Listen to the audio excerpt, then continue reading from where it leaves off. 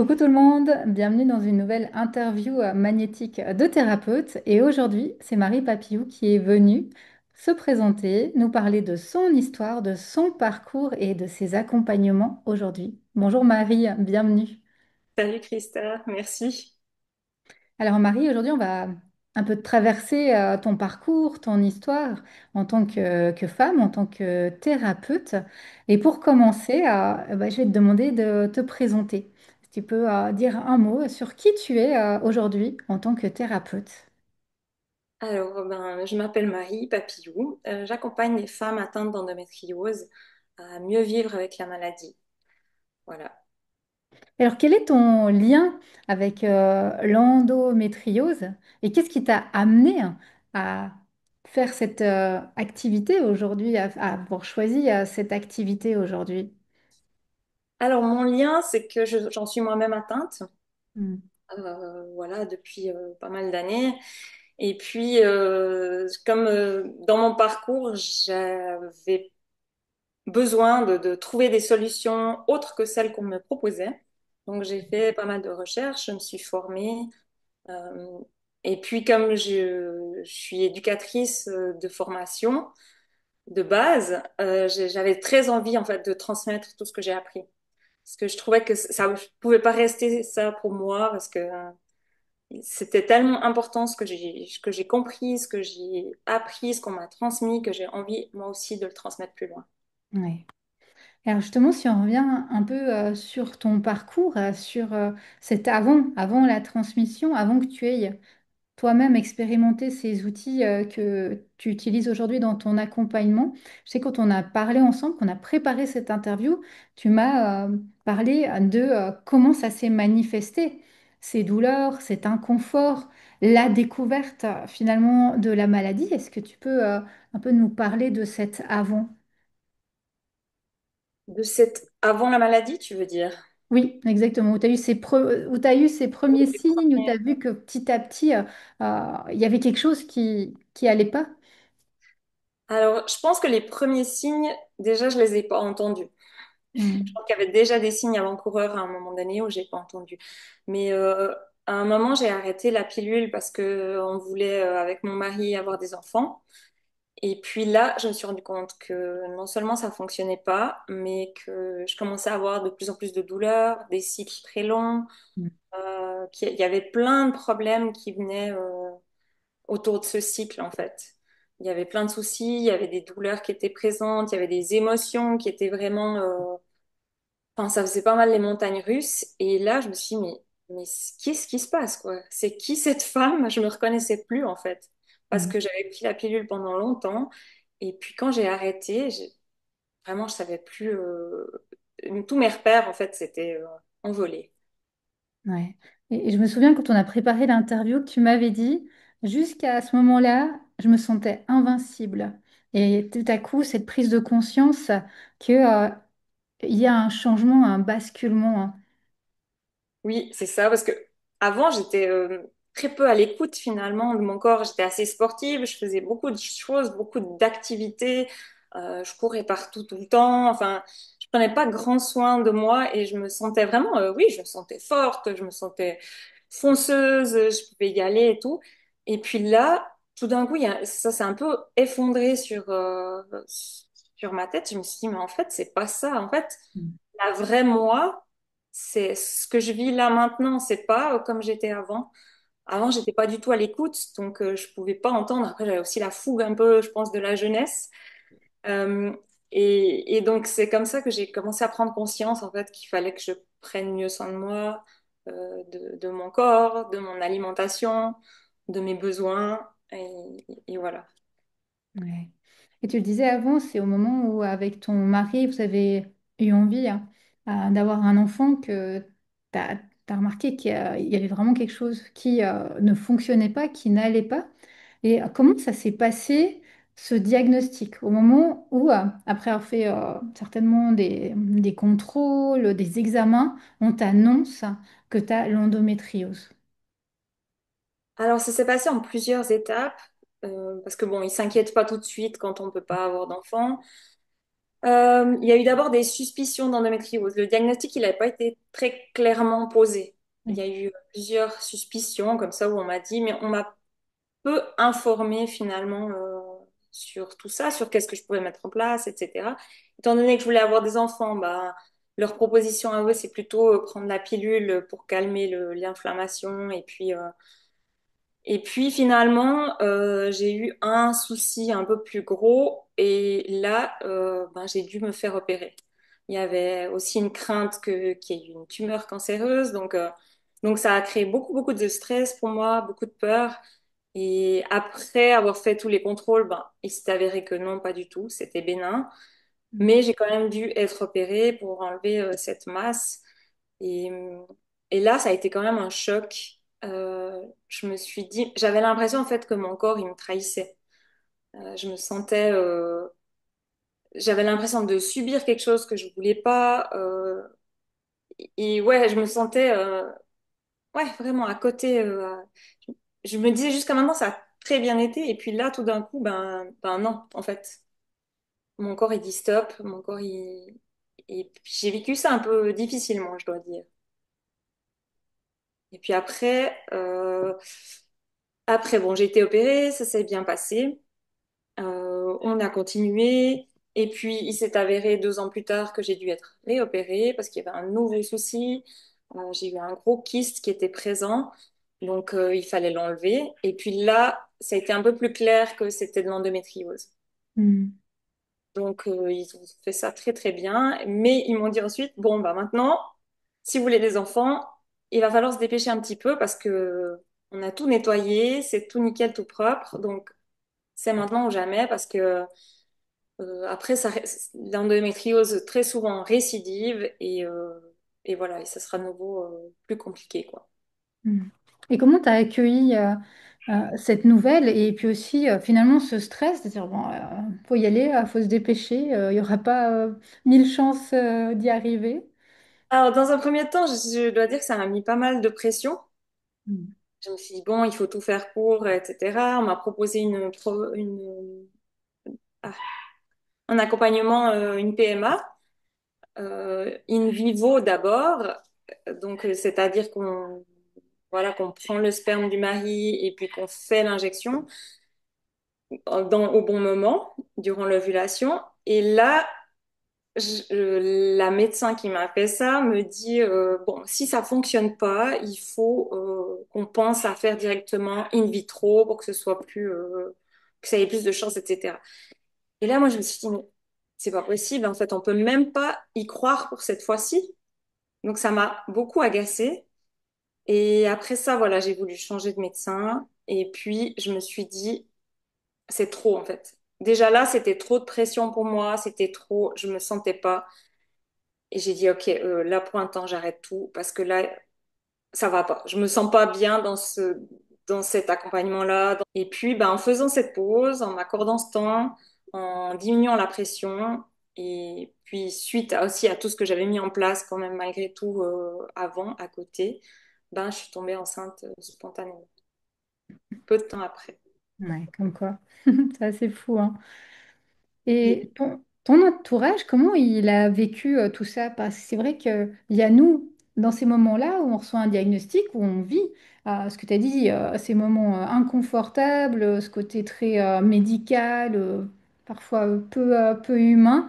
Et puis de l'autre côté, bah, il y a notre entourage, autant ton entourage proche, ton mari, ta famille, que aussi tout l'aspect professionnel, parce qu'en même temps, qu'il se passe tout ça, bah, il y a la vie qui continue, il faut continuer à gérer le quotidien. ben, on va dire que les personnes autour de moi, je pense qu'elles comprenaient pas très bien ce qui se passait ou ce que je vivais. Euh, bon, faut dire que j'étais peut-être pas la reine de la communication là-dessus, que j'ai gardé pas mal de choses pour moi, mais quand j'en parlais, je sentais qu'il y avait pas mal d'incompréhension, de la difficulté à se projeter dans, mais oui, mais c'est quoi cette maladie en fait? Mais moi-même, j'étais aussi pas mal dans le déni, j'arrivais pas à me dire, je suis atteinte d'une maladie chronique. Ouais. C'était très difficile pour moi de me le dire. Donc forcément, c'était un peu plus difficile de le communiquer à mon entourage. Et puis, je me suis pas sentie un peu soutenue, oui, euh, mais ça passait vite à autre chose finalement. Ouais, Ce que je comprends aussi, parce que chacun a sa vie, chacun vit ses choses. Mais voilà, donc je me sentais un petit peu seule quand même là au milieu. ouais. Et je sais que tu as commencé justement à essayer de trouver des solutions pour toi. Tu as essayé beaucoup de choses pour aller mieux, peut-être aussi pour trouver du soutien, de l'écoute. Ça a quand même été un cheminement. Qu'est-ce que tu as essayé au départ pour aller mieux et comment petit à petit tu as trouvé, j'ai envie de dire, ta solution à toi? J'ai commencé, ben, je me suis dit, voilà, mon cycle, il fonctionne pas, il y a des choses qui vont pas, donc il faut que je me renseigne là-dessus.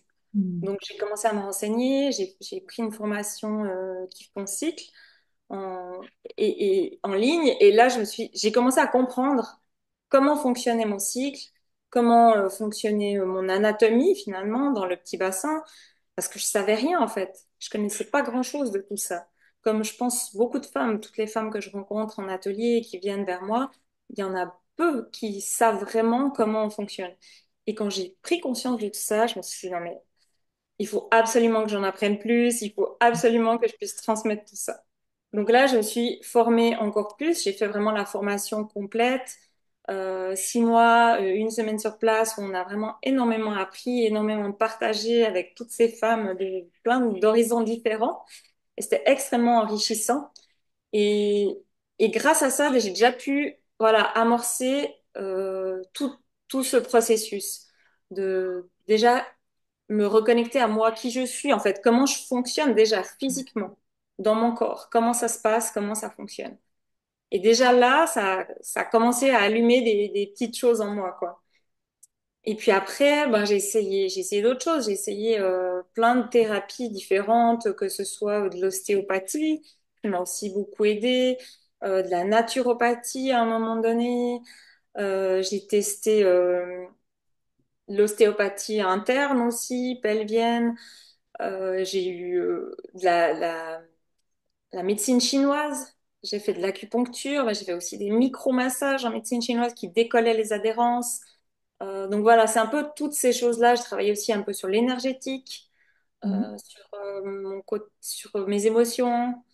Et voilà, c'est en faisant tout ça petit à petit que j'ai commencé à mieux me connaître, à mieux me comprendre.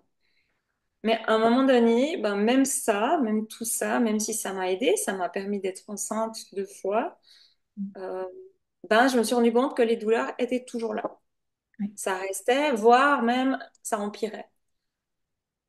Donc je me suis dit, ok, moi je veux plus en fait, je veux plus me faire opérer. Parce qu'on m'avait prédit, après la deuxième opération, bah, vous savez, madame, ça risque de récidiver chaque 2, 3 ans. C'est très probable que vous deviez vous faire réopérer, etc. Et moi, je m'étais dit, mais non, non, je veux pas de ça, quoi. Je veux pas passer ma vie à me dire, bah, chaque 3 ans, je repasse sur le billard, quoi. Donc, sur la table d'opération. Donc, donc j'ai continué en fait mes recherches et puis je suis tombée sur une femme qui s'appelle Nina Guénaud, qui est en France, qui est une sage-femme en France, qui aujourd'hui est directrice d'un projet ministériel pour le yoga et l'endométriose. Et j'ai eu la chance d'avoir un parcours avec elle de 5 mois d'accompagnement. Et là, ça a commencé à vraiment changer parce qu'il y avait ce travail autour du corps avec le yoga, de la respiration, mais également de la régulation du stress, des émotions. Euh, et puis ça m'a amené une forme vraiment d'honnêteté avec moi-même. C'est-à-dire que là, je regardais sincèrement dans le miroir. Mes émotions, mes sentiments, qu'est-ce qui se passait en moi vis-à-vis des autres, quelle était ma posture, euh, comment je posais mes limites. Euh, voilà. Et c'est à partir de ce moment-là que vraiment j'ai senti des vrais changements. mhm. Donc là, j'ai vu de mois en mois mes douleurs s'amenuire Ouais, et mon énergie remonter. Plus je pratiquais du yoga chaque jour, régulièrement ou plus ou moins chaque jour, hein, mais quand on est en groupe comme ça, vraiment, ça favorise en fait cette émulation. Ok, on a rendez-vous, donc on pratique et ça a été vraiment un vrai déclic, quoi. Ouais. Donc ça a vraiment permis de changer les choses. Et puis après, il y a encore l'alimentation qui est venue s'ajouter là-dedans, où j'ai commencé à expérimenter des changements alimentaires, à tester en douceur, à y revenir, arrêter certaines choses, revenir, et puis voir qu'est-ce que ça faisait, puis être vraiment dans le ressenti du corps. Donc ça, c'est vraiment ce que ça m'a appris autour du yoga, c'est d'être vraiment, vraiment à l'écoute du ressenti du corps, et puis en fait, après ça, de pouvoir ben, répondre à mes besoins sainement, en écoutant vraiment de quoi mon corps a besoin. Et pas, voilà, ben, j'ai toujours mangé des tartines au déjeuner, ben, je continue de manger des tartines au déjeuner. Non, plutôt d'être à l'écoute. Ok, est-ce que ces tartines, finalement, me conviennent? Et puis là, ben voilà, il y a des éléments de réponse qui sont arrivés. Et puis, ben, je continue dans ce processus parce que c'est pas terminé. Je continue de rester à l'écoute de mon corps, je continue de faire des ajustements. Et puis, c'est ça qui me permet d'avancer, quoi. Ouais. Et tu disais bien en début d'interview que ce qui te plaît à toi aussi, c'est de transmettre. Donc, tu nous l'as bien expliqué, tu as eu tout ce parcours pour toi, où vraiment tu as appris à te connaître, tu as cherché des solutions, tu as expérimenté plein de choses et tu as pu petit à petit trouver qu'est-ce qui te correspondait. Et à un moment, tu as eu envie d'amener ces outils, de transmettre ces outils à d'autres femmes qui pourraient avoir des similarités avec ton histoire à toi, avec ta problématique à toi. Ouais.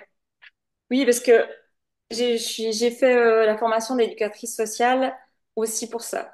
Parce que, enfin, pour moi, ça a toujours été une évidence que mon destin, ma mission, mon envie, vraiment, c'était d'accompagner les personnes, de soutenir les gens dans leur transformation, dans leur processus de vie, dans leur avancée. Et c'est pour ça que j'ai fait cette formation d'éducatrice sociale. Et puis, ben, là, quand j'ai appris tout ça, ben, c'était comme vraiment une évidence. Mais il faut que je transmette parce que j'aime ça, ça m'anime profondément d'être en relation avec les gens pour les accompagner dans leur chemin de vie finalement. Et ça me fait vraiment vibrer. Ça, c'est vraiment. Et puis, ben, c'est ma force, quoi. Je le sais.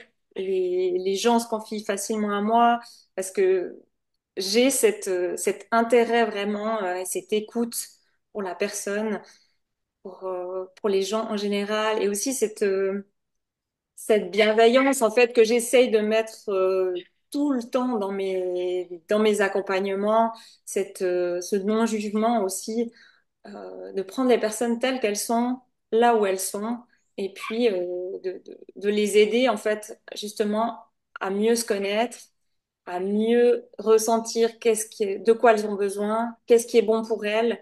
Et c'est pas moi qui vais imposer des choses en fait. Moi, je propose des exercices, je propose des choses qui vont leur permettre de reconnecter à elles-mêmes, à qui elles sont et à leurs besoins. Hmm. Ok.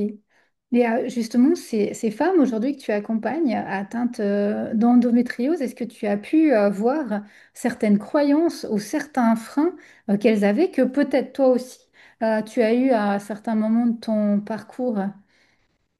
Alors, il y a quelque chose qui revient souvent. Encore hier, j'avais une discussion avec une femme qui me disait, oui, mais moi, j'avais l'impression, en fait, que mes douleurs n'étaient pas assez grandes, en fait, n'étaient pas assez fortes, que j'étais pas vraiment légitime, finalement, de demander de l'aide, puisque je vois plein d'autres femmes qui souffrent beaucoup plus que moi et qui ont beaucoup plus mal, etc. Donc ça, c'est une des grandes croyances que j'ai eues aussi à un moment donné, de me dire, oui, mais en fait, oui, j'ai mal, mais pas tant que ça. Mais en fait, c'est jamais normal d'avoir mal. Donc, donc c'est ça. Donc là, j'ai vraiment travaillé là-dessus aussi. Enfin, pris soin de ces croyances-là. Et c'est vraiment ça que je fais aussi, de dire à ces femmes, mais vous êtes toujours légitime. Si vous sentez qu'il y a quelque chose qui cloche, si vous sentez qu'il y a un problème, vous êtes légitime. Hmm. Donc ça, c'est une des croyances. Alors, les autres croyances limitantes qui sont souvent là, c'est que les médecins ne peuvent rien faire. Donc, elles ont vraiment l'impression que ben, les réponses des médecins, c'est soit l'hormonothérapie, soit la chirurgie. Et puis, à part ça, il y a peu de propositions. Ou alors, il y a quelques propositions, mais bon, madame, il va falloir vous en charger vous-même, en fait. Donc, oui, peut-être qu'il y a des choses autour de l'alimentation qui vont aider. Oui, il y a peut-être au niveau de l'ostéopathie ou bien d'un suivi comme ça. Plus corporelles, mais voilà, elles sont pas forcément orientées vers quelqu'un de spécifique qui va vraiment les aider à surmonter tout ça, qui va vraiment les aider à se sentir moins seuls. Parce qu'une des croyances, c'est aussi ça, c'est ben, en fait, je suis seule face à tout ça, et puis ben, j'ai qu'à subir et j'ai aucun pouvoir finalement sur cette maladie. Donc je ne peux rien faire et on peut pas m'aider. Donc c'est assez désespérant. C'est souvent ça, ce sentiment vraiment d'impuissance qui est là, quoi. Hmm.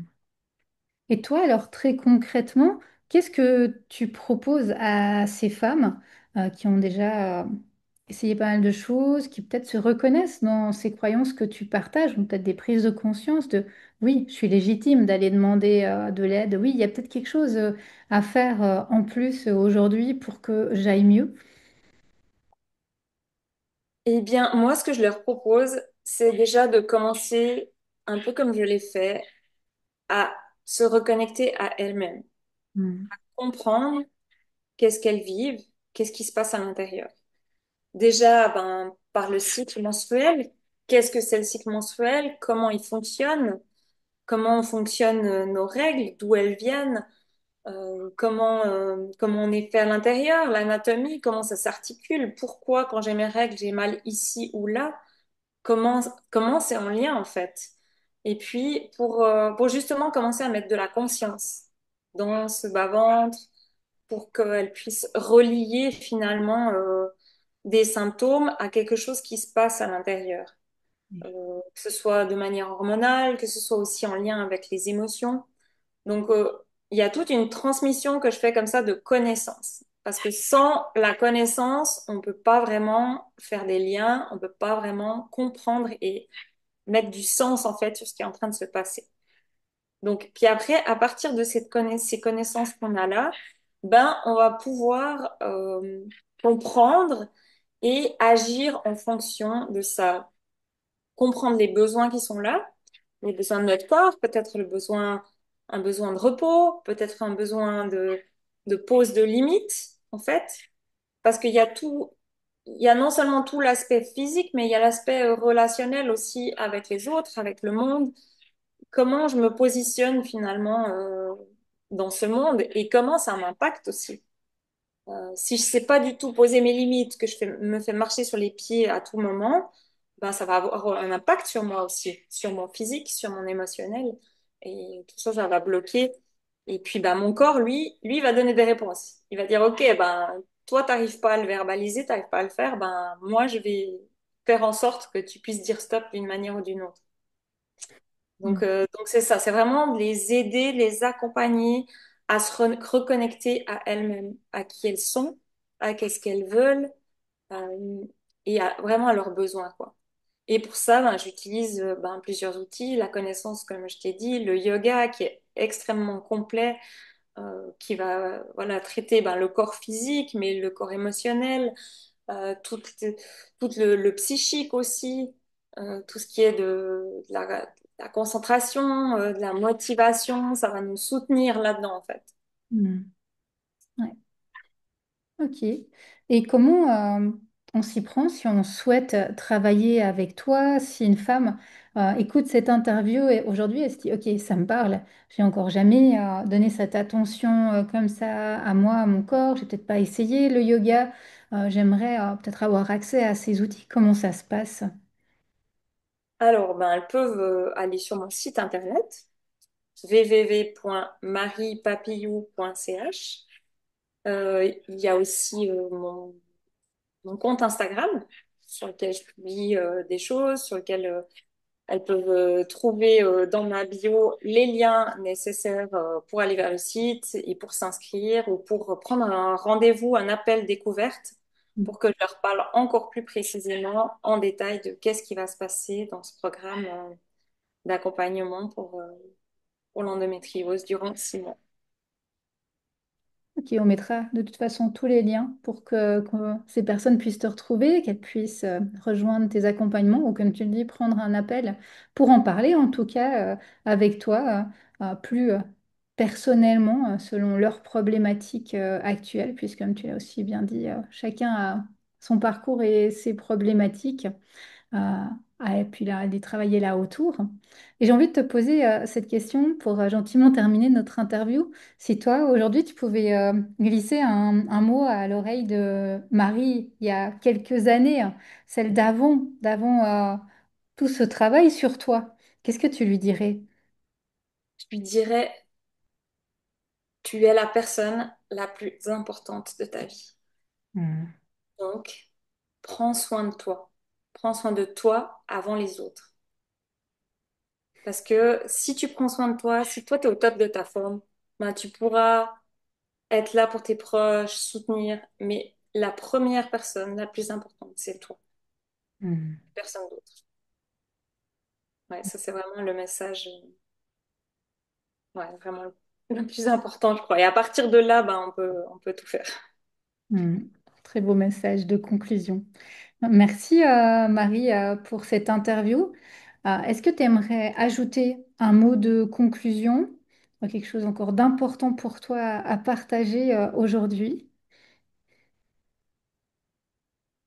Ouais, j'ai vraiment, ben, je l'ai déjà dit, mais je vais le redire, j'ai vraiment très envie que chacune puisse prendre soin d'elle, se connaître, se comprendre pour justement pouvoir agir et ne plus subir.